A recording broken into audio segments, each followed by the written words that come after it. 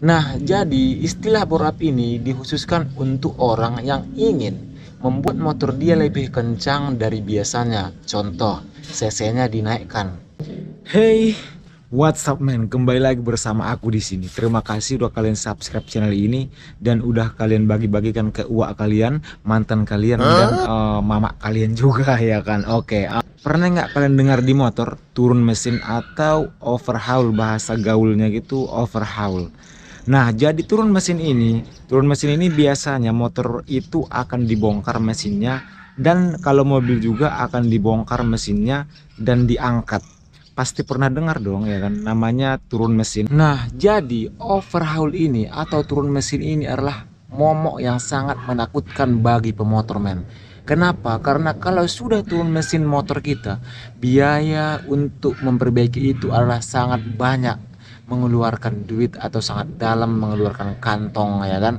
Nah, jadi kalian harus hati-hati kalau motor kalian turun mesin. Nah, kita akan membahas apa sih penyebab motor CB 150R atau motor yang lain turun mesin. Nah, jadi kalau motor kita turun mesin, biasanya kalau kita jual nanti motor kita, harganya akan drastis sangat menurun men. Penyebab yang pertama kenapa motor kita turun mesin adalah karena sering terkena banjir. Nah, penyebab motor ini adalah kenapa sering atau turun mesin, karena kita selalu melewati daerah-daerah yang banjir men. Apalagi motor kita itu pendek, terus kita lewati daerah yang sangat banyak banjir atau yang sering banjir. Disitulah masuk air itu ke pelumas kita. Sebenarnya pelumas kita itu sudah bercampur air sedikit, tetapi kita nggak tahu apakah dia sudah bercampur air. Kenapa? Karena kalau hanya sedikit masuk air ke dalam pelumas, biasanya motor kita itu akan tetap normal dan beberapa hari kemudian akan menghasilkan karat di dalam mesin. Apalagi nih, motor kita itu sudah lama tidak kita servis. Jadi lambat laun stang piston itu akan menjadi bengkok dan menjadi berkarat. Nah, perlahan kualitas pelumas akan berkurang karena kebanyakan air masuk ke dalam oli. Lama kelamaan air yang masuk ke oli itu akan berubah menjadi karat.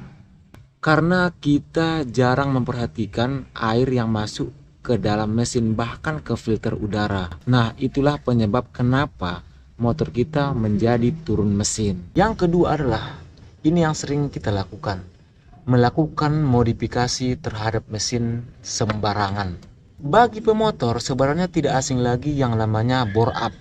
Nah, jadi istilah bore up ini dikhususkan untuk orang yang ingin membuat motor dia lebih kencang dari biasanya. Contoh, cc-nya dinaikkan. Biasanya juga motor kita yang standar itu akan dibuat menjadi lebih ekstrim. Sebenarnya istilah bore up ini untuk meningkatkan pengapian pada motor kita.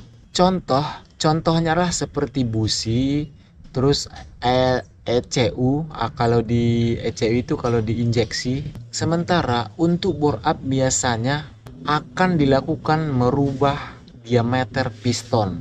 Biasanya juga klep juga akan diganti untuk menambahkan cc dari motor standar kita men. Nah, dari situlah karena kita sembarangan mengganti standar dari motor ini, nah disitulah menjadi modifikasi yang asal-asalan. Jadi kalau kita sudah melakukan modifikasi yang asal-asalan terhadap mesin kita, biasanya akan menjadi turun mesin karena tidak standar lagi semuanya men.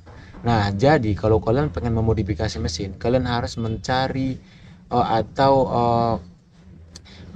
bertanya ke orang lain seperti apa seharusnya yang cocok dimodifikasi motor kita, apalagi di dalam mesin men. Itulah dia yang kedua.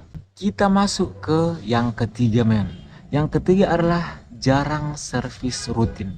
Ya, sebenarnya servis rutin ini bisa juga di rumah, tetapi kalau untuk membongkar ICU terus membongkar mesin itu kita harus ke bengkel resmi.